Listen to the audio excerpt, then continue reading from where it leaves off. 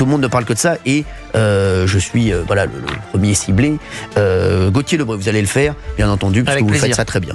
Avec plaisir. Déjà, je peux vous dire que ça me fait du bien d'être autour de cette table quand il se passe de tels événements dans l'actualité pour pouvoir ensuite en parler. On échangeait hier avec Valérie Benaïm. Je pense que je pense que c'est une catharsis cette émission, parce que ça permet de dénoncer. Moi, je pense que c'est important. Il faut rien laisser passer et il faut à chaque fois en parler parce qu'il y a toujours le débat. Est-ce qu'on leur fait de la pub à la France Insoumise? C'est important d'en parler pour le dénoncer. Donc, qu'est-ce qui s'est passé? Vous l'avez dit, ils organisent le 22 mars prochain. D'ailleurs, on peut se poser la question, est-ce que cette manifestation va se dérouler? Est-ce que il y aura une décision, pourquoi pas préfectorale, de l'interdire? Alors, le titre apparemment, les infos que j'ai, oui, il faudrait pas qu'il se fasse retoquer par le Conseil d'État une nouvelle fois.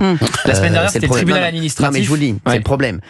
Aujourd'hui, le Conseil d'État, de toute façon, ça commence. Ils ferment des chaînes, mais ils n'interdisent pas des manifestations. Ça commence à poser un problème. Borderline. Aussi. On va pas se mentir. Voilà. Donc, ils ont peur, apparemment, de se faire retoquer par le Conseil d'État. Donc, voilà, c'est compliqué aussi. Ils sont en train de voir. Bien sûr. Bien sûr. Il faut rappeler la semaine dernière qu'il y avait une manifestation soi-disant féministe, de nuit, en réalité pro-palestinienne, et j'ai envie de dire anti-juive, puisque les femmes juives n'étaient pas les bienvenues. Et Laurent Nunez a voulu l'interdire et le tribunal administratif a cassé son interdiction.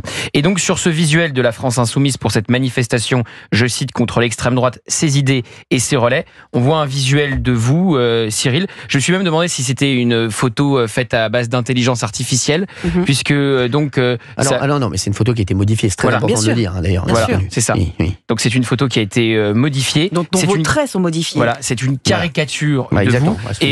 C'est une caricature antisémite de vous. On va expliquer pourquoi antisémite en plus pour nos auditeurs. Parce qu'il y a tout un imaginaire autour de cette image et il faut comparer cette image à des images qui ont un siècle, à des films de propagande antisémites où on voit si vous voulez, les personnages caricaturés de la même manière, les juifs caricaturés de la même manière.